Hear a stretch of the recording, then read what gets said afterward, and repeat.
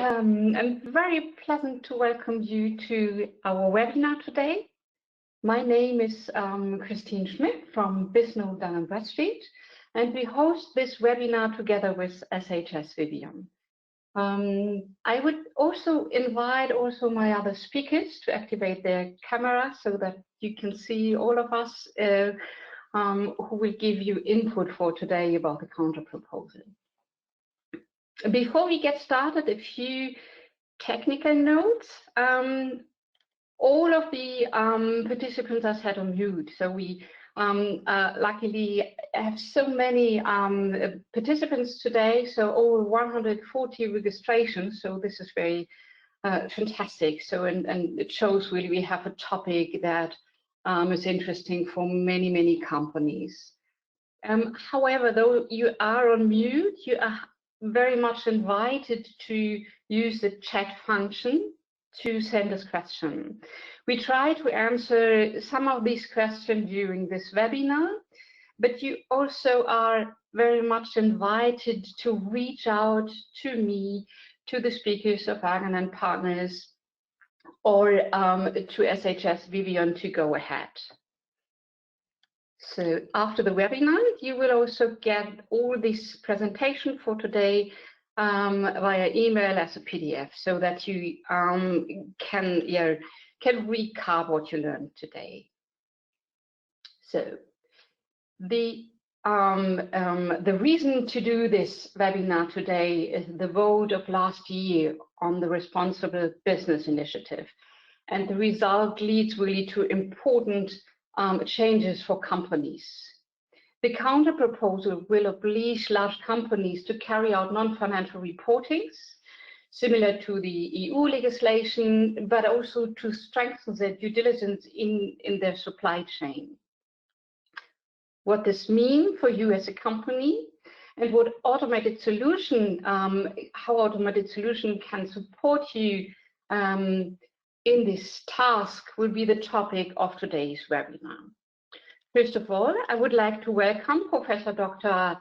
Patrick Krauskopf and Dr. Fabio Barbe from the law company Argon & Partners. Hi, you both. Patrick Krauskopf, he's a Center for Competition Law and Compliance at the ZHSVW, so ZHAW, and he's also the chairman of Argon Partners Legal. In addition, previously he was vice president of the Swiss Competition Authority, so the WECO, which means he's really a great expert on compliance, competition law, and due diligence. Fabio Barbe, he's the compliance officer in compliance international courses at the ZHAW. So he also teaches many compliance officers in become professionals, and he works also at Argon & Partners as an external compliance officer for listed companies. Patrick and Fabio will speak about the new due diligence obligation of companies and to protect people and the environment. So thank you very much, you both, for joining us today.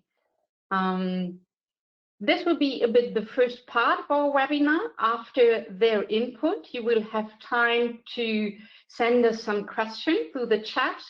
We will try to answer as many questions as possible. And in the second part of the webinar, Thomas Deile from SHS Vivian and me will give you an overview how data and automated solution can enable you to manage your compliance risk in your supply chain. In the second part, it will be me who started with an overview about the data in supply chain and how data can you support in managing the risk in your supply chain. A bit about myself. I work as a senior compliance officer now at Bisnow Dun & Bradstreet, but I also have a strong sustainability background in my vita. Thomas Deile from SHS Vivian has been working now for 16 years as a consultant in risk and compliance for SHS Vivian. And he's really an expert in creating individual solution and customizing solution for your needs. So for the customer needs, that you can really automate your workflow, but adapt it to your needs. And with that, I would like to hand over to Patrick Hauskopf and Fabio Barbi to start with the overview of the counter-proposal. I give you over the rights to present and stop share.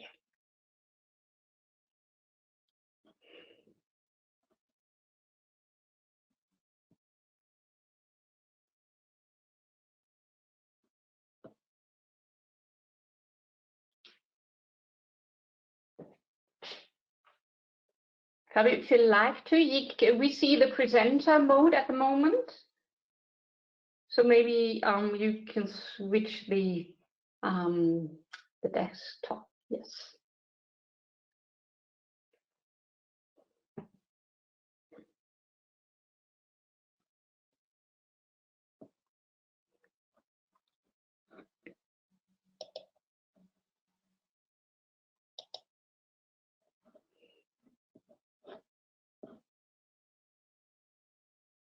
Yeah, Christine, I'm just, you don't see the presentation mode, is that correct at the moment?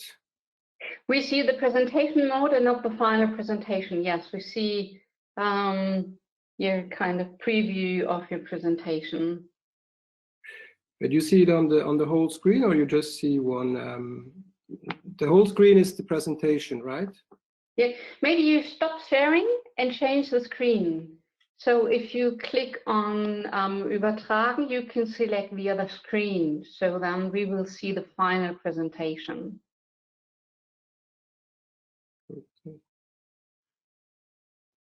So on my screen, I see the whole presentation as it is, but I guess you see it also when I skip now. You see the slides? No? No? Okay, stop it and just select the other screen. Yeah, that's great, fantastic. Oh, now we're on. We see now the slide where you give the overview with the contents. So you're now the boss of the presentation, right? You are the boss of the presentation. Yes, feel free to start. So we are very curious. Okay, dear Kristin, dear colleagues at home, wherever you are on Earth. We are delighted to share this next 15-20 minutes with you and to tell you a little bit about what are your companies, what are you guys facing with the new legislation now in Switzerland, which is known in Switzerland as being the counter proposal of the Swiss government. We will run you through a couple of points, what have changed, which companies are covered and so on, what due diligence obligation might be imposed and so on. And I would immediately now jump to the first point of our agenda. So I guess, Kristin, you are in charge of the PowerPoint presentation, correct? No, you are. I am. Okay, so basically, dear colleagues, yes, as Kristin told you, in fall last year, the Swiss people rejected by a slim margin what would have been a first corporate social responsibility liability law here in Switzerland, which is almost unknown to all other countries on earth. And by a slim margin, the Swiss people said no, and they adopted the new counter proposal of the Swiss government. And I guess there are a couple of good news for companies, and there are certainly a couple of not so good news, bad news for companies. And my colleague Fabio Barbi will run you through the differences right now. And again, the good news, first of all, is that it doesn't apply to all companies anymore. So only I would say to big business, it's going to apply, and so small and medium-sized enterprises are not anymore covered by this. This is kind of good news. But the good news too are even for large companies, the commercial liabilities are basically off the table. This would have been a huge burden for companies without the counter proposal, because you would have been liable for what all your subsidiaries are doing worldwide and at your headquarters here in Switzerland. And I guess this commercial liability or torts liability is off the table. This is good news, but there are a couple of bad news, and one of the main bad news is that it was replaced by criminal sanctions. Obviously, the criminal sanction, I will revert to this matter during our presentation, are not applied to, for instance, non-reporting or for falsely for your subsidiaries acting negligently overseas. So there are good, kind of good and bad news right now. And I would like to provide you with fresh news. What is the timeline? This is not on our agenda, but the timeline as of today. So there are fresh news, basically. As of today, the timeline is the following one. First of all, it seems that a couple of people have filed an appeal against the Swiss referendum in fall, and our courts are still dealing with those appeals. And as long as these appeals are not decided by our courts, by the Supreme Court, the government is not able to act and to affirm that it has been rejected. Everybody is expecting that the Swiss government, which is called the Bundesrat, will issue such a decision within the next couple of months. However, it hasn't happened yet. At this time, the new counter proposal, which is a modification amendment to the Swiss Code of Obligation, then the Swiss government will publish those new provisions in what we call the Bundesblatt, which is an official newspaper by the Swiss government. And then in Switzerland, everybody has the possibility of asking this new provision to be submitted to the Swiss people. And in addition, the Swiss government has the obligation to address in what we call ordinances, couple of points which are not clear, because what does it mean child labor exactly?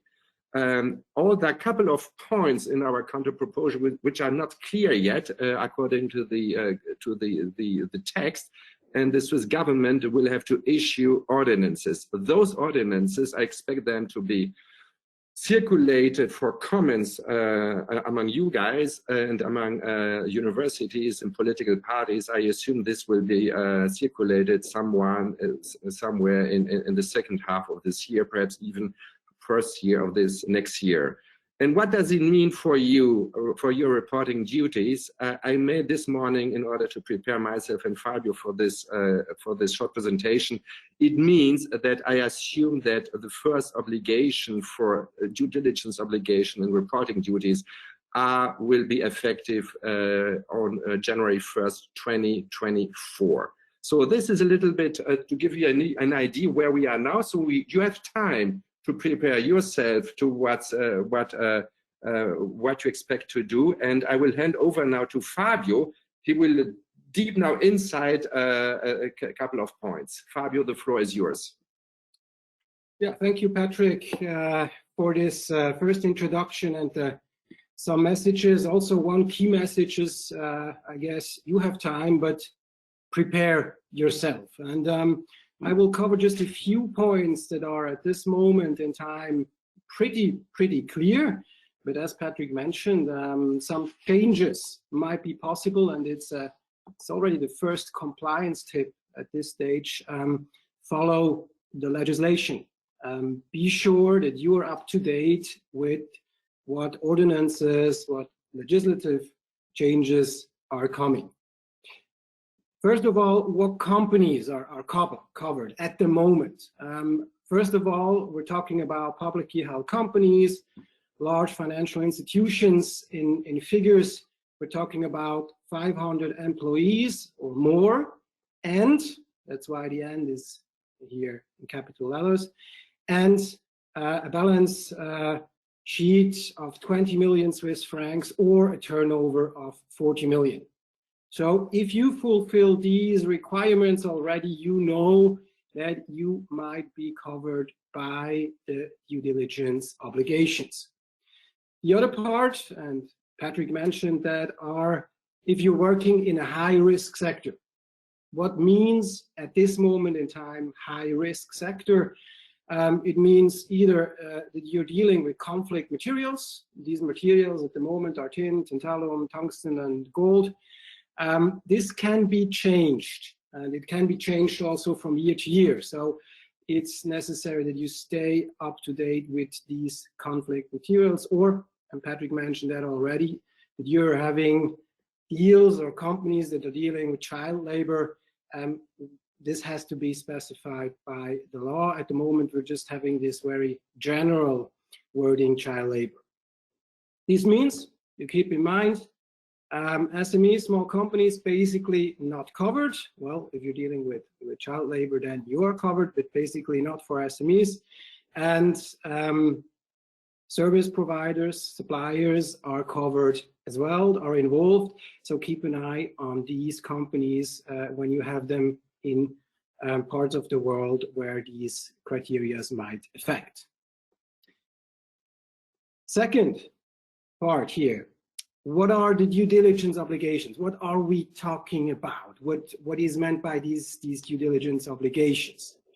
Well, on the non-financial sector, or on the non-financial part, we have this annual reporting. These reports should cover environmental concerns, social concerns, human rights, anti-corruption, pollution, employee concerns, and so on. Basically, a little bit the soft skills, the soft side, if you will. This report must be published electronically, digital, and it must be available, accessible for 10 years. Also, this report has to be comprehensive. This means that you have a clear concept, that you're explaining what you're doing, how you're doing, that you're explaining how you set up this report. So that's not like, if you have an analogy, not a corporate governance report, it has to be more substantive on how you do this report and how you're setting up all these issues. If you're going on to the high risk part, you also have the annual report, so once a year, also the electronically published version, and it has to be accessible 6 months after the end of the year, and also has to be published for at least 10 years, so a long time that you have to make these reports available. In this regard, you have to run a management system. I mentioned this already as a slight hint for your compliance management. It's going into the direction of a third-party compliance management systems, as you are also dealing with suppliers and so on. You have to have a risk plan and your own due diligence check. These are the, let's say, the parameters at the moment when it comes to these reporting obligations. It is, you might say, just a report, but you see that the reports that you are publishing once, they remain publicly available for 10 years. That's a long time. And you should cover some fundamentals, otherwise these reports are not seen as enough or not fulfilling the requirements. Some exceptions here. If you're controlled by another company which is obliged to report, then you're not obliged to report. That's the first example. The second one is if you're not, the quantity is not reached, this has to be defined. So very small companies or SMEs with low risks, then you are not obliged to report. Especially these exemptions have to be clarified. At the moment, they're a little bit too wide. We still don't know what exactly it means, but it is planned that we have some exceptions. Also here, keep in mind, when we're talking about these reports, it has to come top down, means from the board, and some subsidiaries, if you have them, are exempt from the reporting obligations. This is what we can say at the moment. Next part, what does that mean for your compliance obligations, ladies and gentlemen? What are you obliged to do? What should you do? How can you prepare yourself for these changes? First of all, make sure if your company is affected. We talk about the non-financial issues. I talked about it, the 500 employees, the turnover, sales sheet. First of all, check if you're in the scope or not. That's the first thing you should do. If you are in the scope, you have to prepare yourself for these reports. And I put here some key points that you should follow in order to comply, in order to prepare yourself. First of all, should have a clear concept. Keep in mind these reports, they are staying online for 10 years. You have to do this every year. So it means that you have to have a clear plan, a clear concept, how you want to set up this reports. This means you have to have a concept, you have to have the measures, you make a risk analysis, you should point out the key performance indicators that you're showing in the report, define the scope, which country, which companies, clear reference points. Here you have an access to the European law and how your reporting process is working. So these are all key figures that you should keep in mind when you're planning these reports. And as Patrick mentioned, you have time. I suggest you not to wait until 2024. If you know already that you're in the scope and you have to report, prepare yourself, make a plan that you are ready when the law comes into force and when you are obliged to make these reports. We put out here some major points. You can contact us anytime if you wish, but these are from our side a little bit the key factors. If you're coming from a high risk conflict material side, also here, first question, check whether you're dealing with these materials.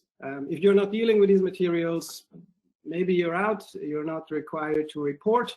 But if you're dealing with these conflict materials, you should prepare yourself for the reports.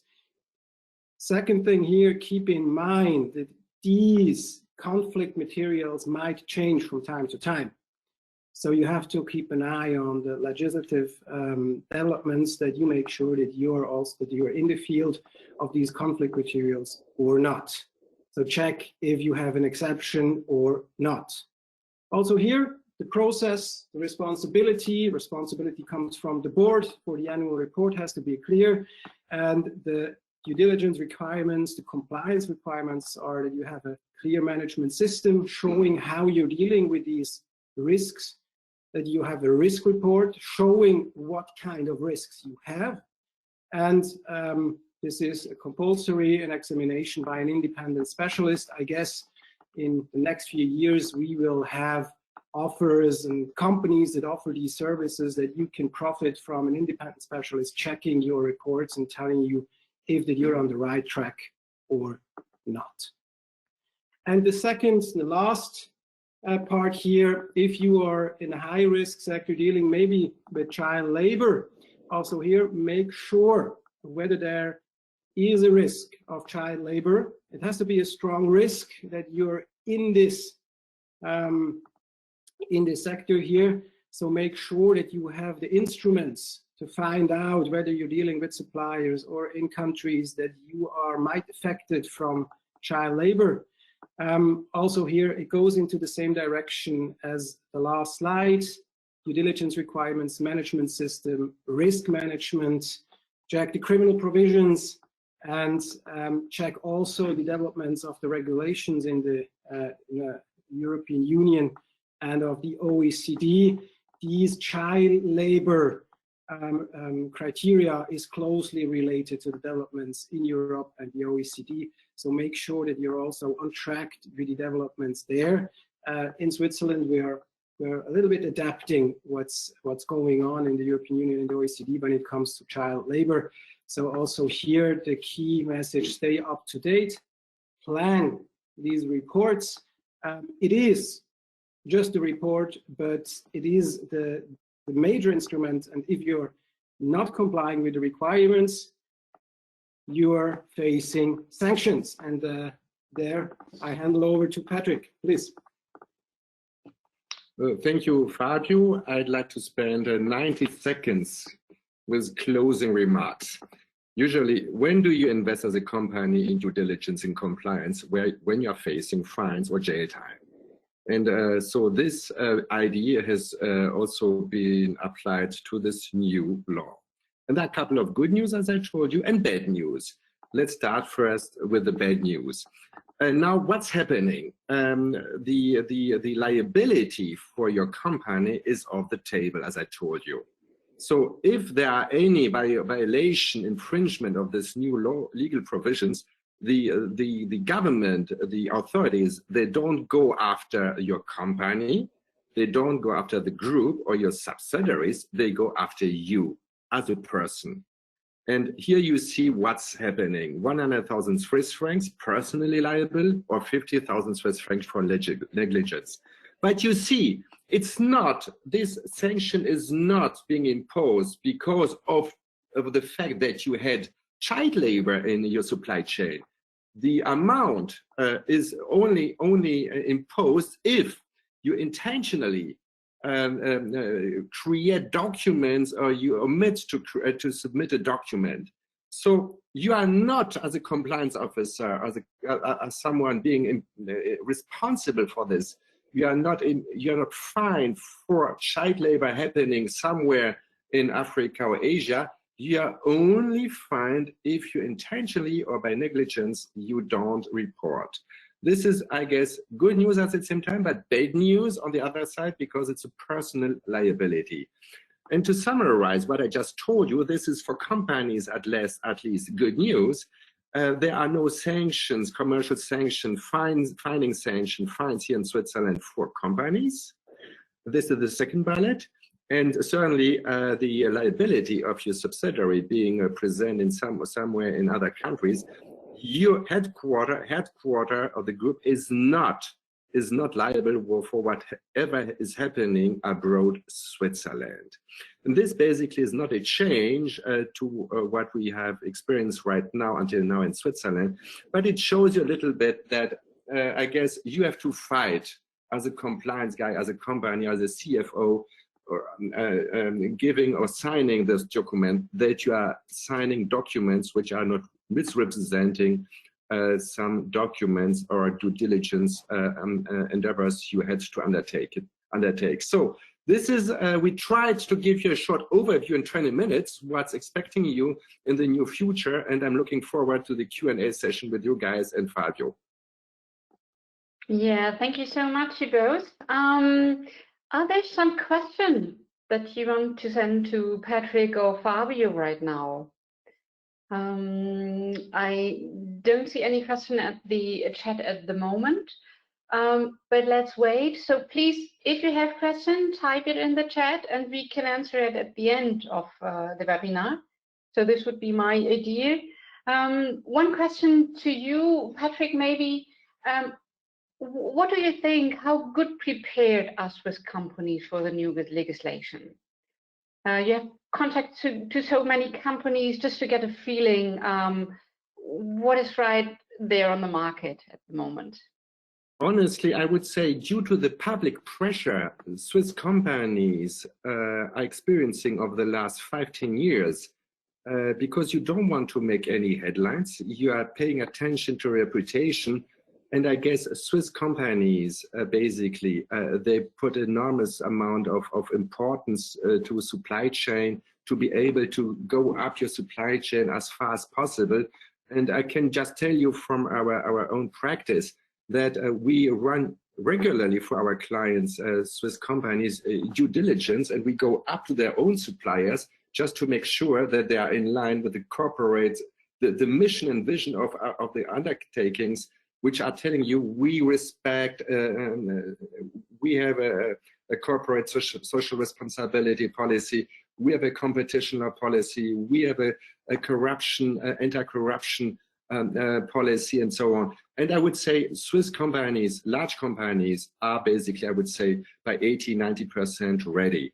This does not apply to, I would say, small and medium-sized companies where there is still a gap between what they should do and what they are really doing. Yeah, it's a bit also my experience that I have. So I found large companies, I have more focus on data and third-party compliance, but I also realized that all the global enterprises are pretty well prepared, but I think so from a data perspective could be enhanced a little bit. So you get higher quality on data, but they are on a very good way. But I also see the small and medium enterprises who might be facing this new higher due diligence for checking for child labor or human rights violation. They will have a little challenge to be compliant. Yeah. Just give me 10 seconds. I guess there are 2 points when our customers and your customers and all these companies will have the duty to report. First of all, what is the detail? How deep do you have to go into the reporting duties? And this is still not known. The Swiss government is working on such an ordinance, just to tell you what you have to write inside. And secondly, and this is, I guess, the easy part, but you need to be careful because such documents might be used abroad for litigation reasons. So, for instance, if you can tell, yes, we try to get rid of the threat of being that our supplier are confronted with child labor claims, and you have this into your report here in Switzerland being published, publicly available, as Fabio told you. We need to be very careful that such documents are not used by foreign plaintiffs in order to have you in their own jurisdiction in front of a court. So I guess there's still a lot to do, and not. My recommendation would be to all the persons listening today. Yes, on the one hand side, you have to comply with the reporting duties. On the other hand, just be careful because this might be used for litigation reasons somewhere abroad. Yeah, yeah. I would love to go ahead with this discussion. We have 2 other slides, 2 other parts for today. So I would take over now and give the audience an overview about what they can do in their supply chain, whether they make it public or not. I mean, in the end, they have to identify risk in their supply chain. And Bradstreet can help to identify this. And let me start sharing my screen.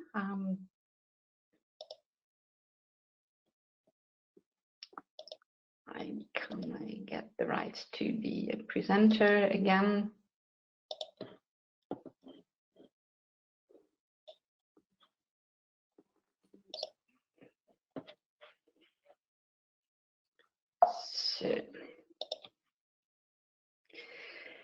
Okay, so after we got the overall overview about what you have to do according to the new legislation or what might come up to you, I can give you, or I will give you an overview about your supply chain and uncovering compliance risk in your supply chain. And as Patrick said already, yes, many of you are very good prepared, but we have a few trends that will make the pressure even harder on your supply chain. And this is the fact that it becomes more agile and customers are asking more and more for sustainability, also to track in your supply chain and to prove that you have sustainable supply chains. According to this trend and to come along with this higher pressure on reliable delivery, the supply chain have to become more agile, more robust and sustainable. And with this need, you also need to prove that your supply chain is compliant and sustainable. So it is more and more crucial to get a deeper understanding of your supply chains and of your supplier. On the other hand, and this is where we heard many of you are well prepared for the upcoming challenge, what we are facing at Dun & Bradstreet is really a lack of data quality. So this is what I see all the time, that you still have these data silos where you have here a supplier portfolio, you have your customers, but you do not have a common data approach. And this makes it pretty hard for you to prove your due diligence, to trace all these steps you have to do. So what is the point, how to get started? What can you do to prepare yourself even better for the upcoming challenge? So what I think is really to start a gap analysis. Take your time and do a gap analysis. What new risk will you face? So if you in the past for sure have taken an eye on anti-corruption policy and so on, I also saw that you can foster or improve your ambition to identify human rights violation, for instance, or really to track child labor and to track this risk. But also to get a overview about the data quality in your supplier portfolio. I mean, it makes no sense to screen your entities if you're not sure that this supplier still exists.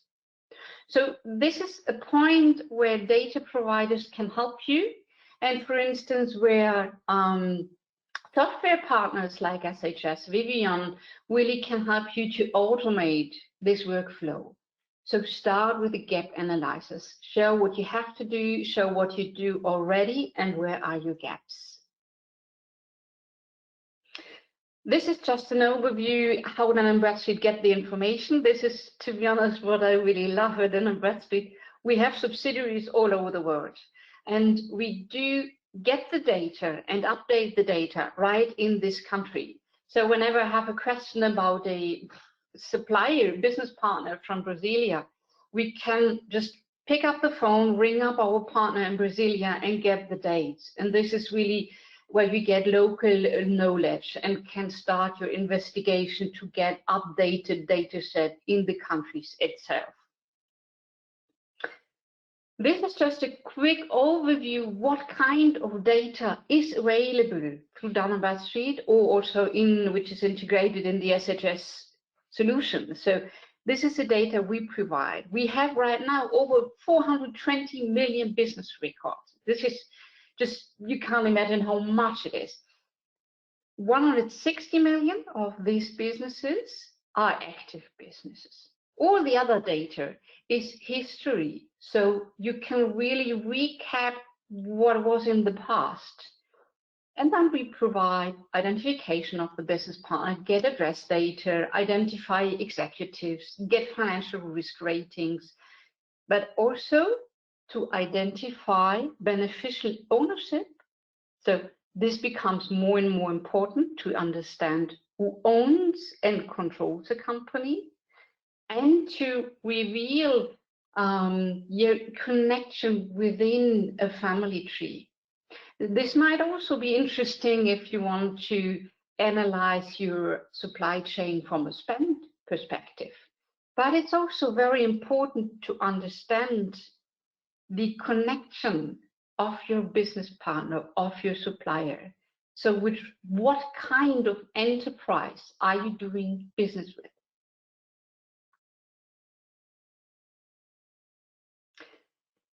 So really the USP of Dun & Bradstreet is the data. So I become a data fashionist as well. So this is why I take it again. So you get very good data. You identify your business partner. You decide what kind of data you need for your due diligence. And the next step is then to really check if your business partner is integer, if it is to identify sanctions risk, but what is coming up now also to identify risk of child labor, risk of human rights violation, Sorry, just want to go ahead. And to identify environmental crime. So on the one hand, you get the clear data set, and on the other hand, you screen and check if you have any of these issues in your supply chain. At the moment, we recommend and are a partner of Dow Jones, so we highly recommend to use Dow Jones as one screening partner, but we also recommend RapRisk, for instance, to identify environmental and ESG risk ratings or risks in your supply chain. And why do I recommend these tools? They have already integrated the DUNS number, so the unique identifier that DNB provides to really identify a company in their risk profiles, which means you can really reduce the false positives. So if you think of screening your supply chain, then we have the risk reports already with a unique identifier in both databases. And this will also extremely help to reduce workload in your process and to make it easier to automate it. And the data helps you as well to drive a risk-based approach. This means we have the country codes, we have industry codes, we have DNB ratings, we have country ratings, where you can manage your supplier portfolio.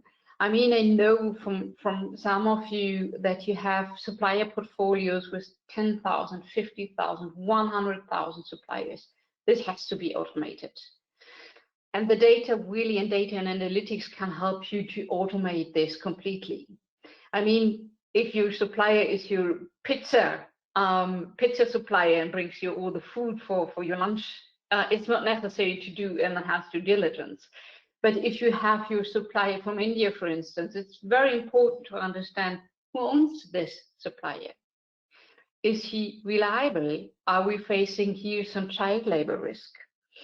And here it's not only Dun & Bradstreet who can give you information, but also Transparency International can help you to segment and to find this, this risk, or also this Child Rights and Business Atlas. I love it because here you find deeper information if you are facing child labor risk.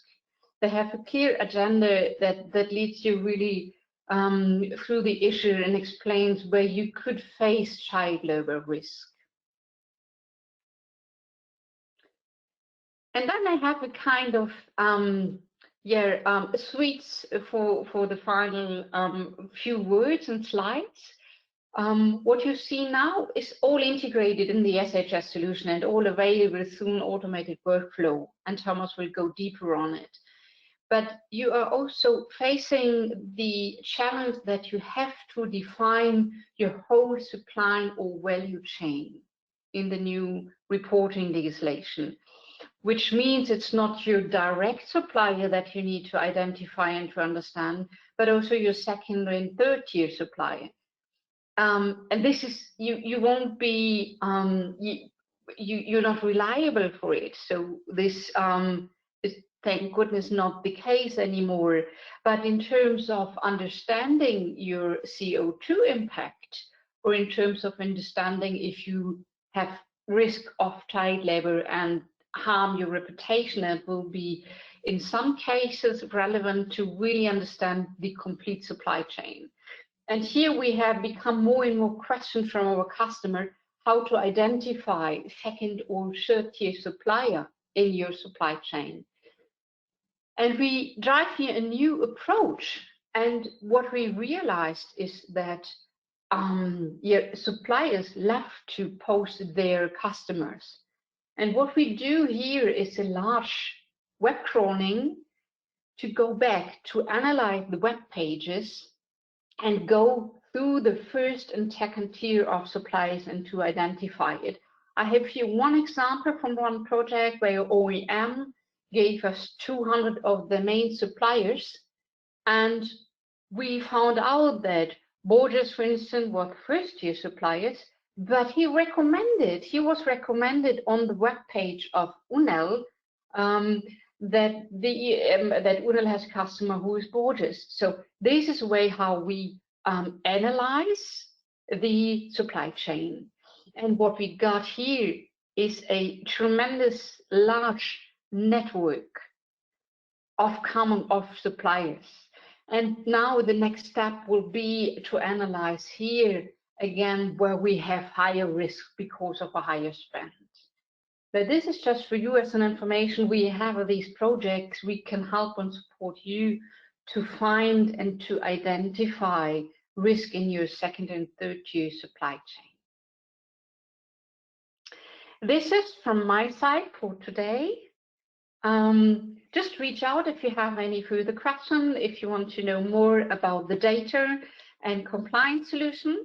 But now I love to hand over to Thomas. So Bisnode and SHS Vivian realized in the past 2 years that customers are really facing this challenge of automation these processes. So they have all this knowledge, but they hardly have this solution who do all this automated workflow for compliance risk management.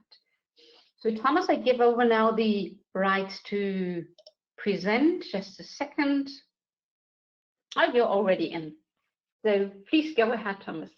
Thank you, Christine. In this third part of this webinar, I'll give you an overview of our solution, providing a 360-degree business partner compliance risk and financial risk monitoring. Just let me say one sentence about SHS Vivian. We have about 30 years of experience with solutions and consulting in the area of risk management and credit management. What are the benefits of having such a solution for handling all these risks? It's number one, it's brand and business protection. There's a nice quote by Warren Buffett, chairman of Berkshire Hathaway, saying, "It takes 20 years to build a reputation and 5 minutes to ruin it."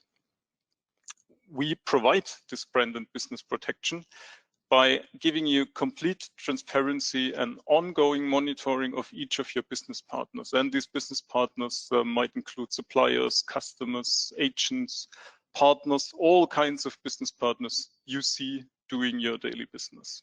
Of course, we can additionally take care of private persons. So for example, for your human resources department, or if you're doing events, we can as well check these private persons here.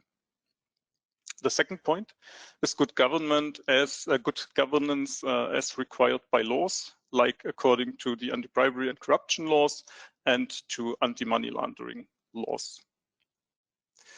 The third one is business agility. Businesses change, new business models appear, new business or old business models vanish, markets grow and get dropped. So you need the agility to adopt your solution quickly if you go to new geographical areas and things like that. So you need this agility and quickly adopt the solution you have in-house yet to changing businesses here. How do we do this with our solution? We have 3 different modules. You can see here on the left side, we have a module for financial risk management. Here, we can provide you with all the details Christine showed you from Dun & Bradstreet, where we show you a company overview, the company name, a brand name, address information, the industry codes the business partner is in, corporate linkage, family tree, financial overviews, known significant events, PAYDEX scores, Dun & Bradstreet failure score, and a standard rating. That's for the financial risk management.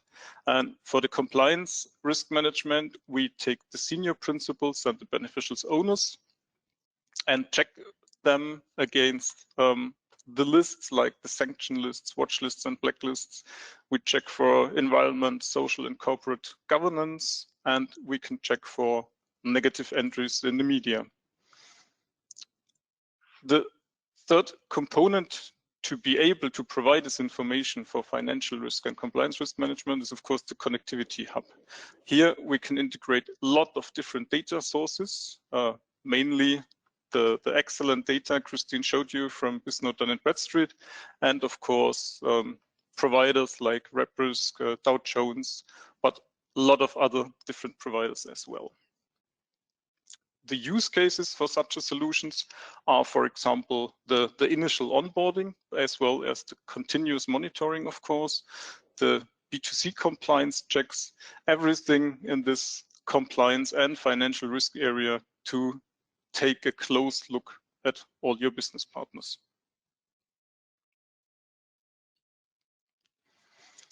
This information is provided on 3 different levels.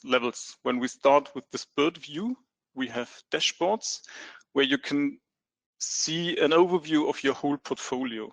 What we can provide as information here is, for example, we can show you the geographical risk distribution, the ongoing risk distribution, how it changes over time. We can provide information about decisions that were taken.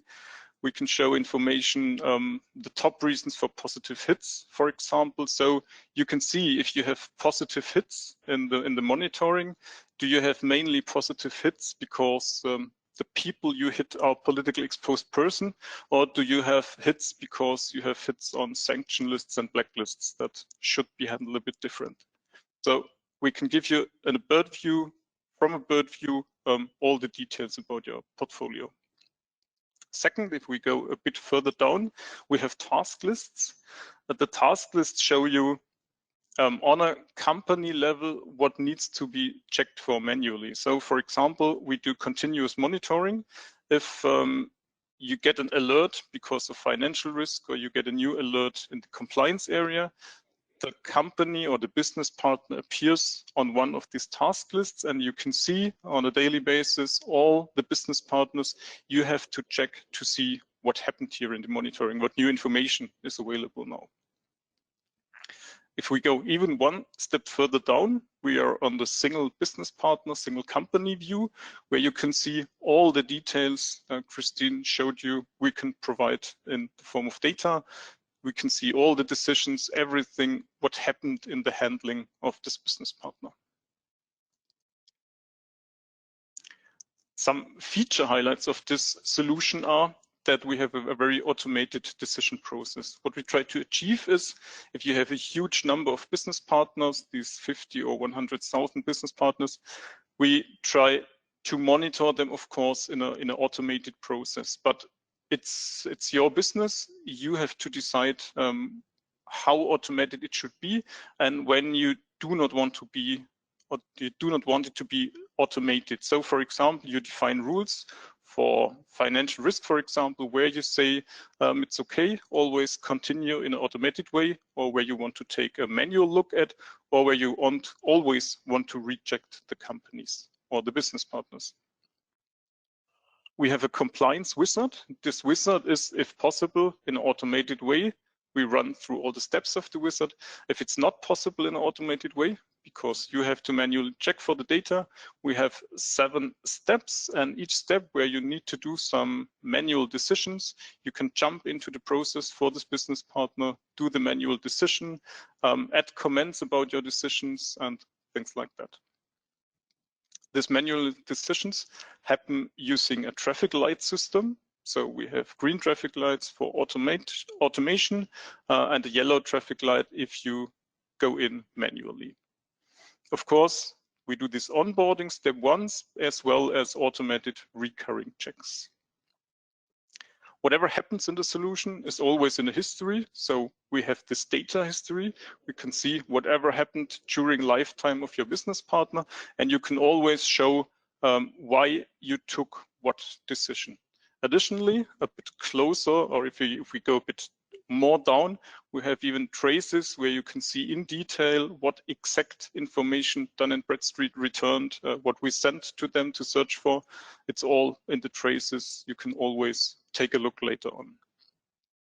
Another feature is we have attachments and questionnaires. With attachments, you can attach information about like register excerpts, documents about the identification, for example. And with questionnaires, we can provide any questionnaire you're interested in to send out to new business partners, for example. For running the solution, there are mainly 2 ways to run it. It can be either run cloud-based, so we can run it in our cloud, or you can run it in any public cloud. And you can, of course, always run the solution on-premise in your house.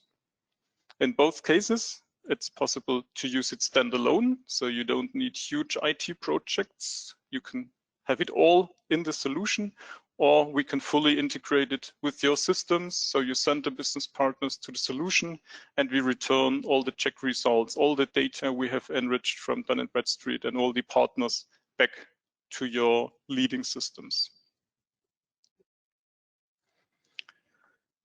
To give you a feeling of how the solution looks like, we have here on the left a screenshot where we did the screening of a business partner.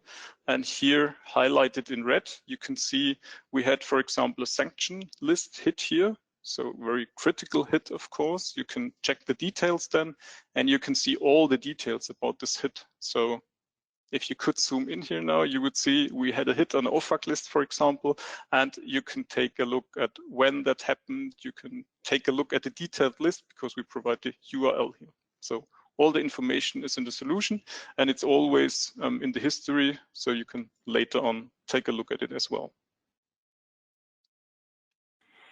This 7 steps compliance wizard I talked about has a company search. We do pre-policy rules to determine a risk segment. We enrich the data from Dun & Bradstreet for the business partner. We query for the beneficial owners, do then the compliance checks against all the lists.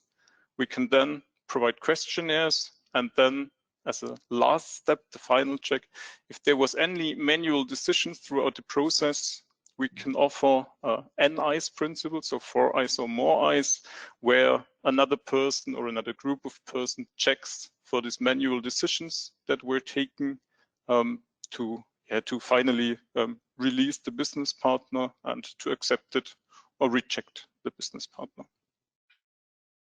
Yeah, I use the last minute of this call to thank you all for your audience, that you joined the call. All 5 of us were very happy to answer your question. If you still have questions, just reach out to us. You will get in the next day the presentation from today, so they have all the contact data to reach out. We from Dun & Bradstreet and SHS Review will give you an update on this legislation. So there will be for sure this year a few more webinars on the topic of due diligence, of Lieferkettengesetz. There will be one webinar at the 23rd of March where we focus on the Lieferkettengesetz. So this is more for the audience in Germany and Austria, but you're also very much invited to join this webinar. But reach out to us, be prepared for the new legislation, do your homework, do a gap analysis, and hopefully we will see you again. So thank you, all of you.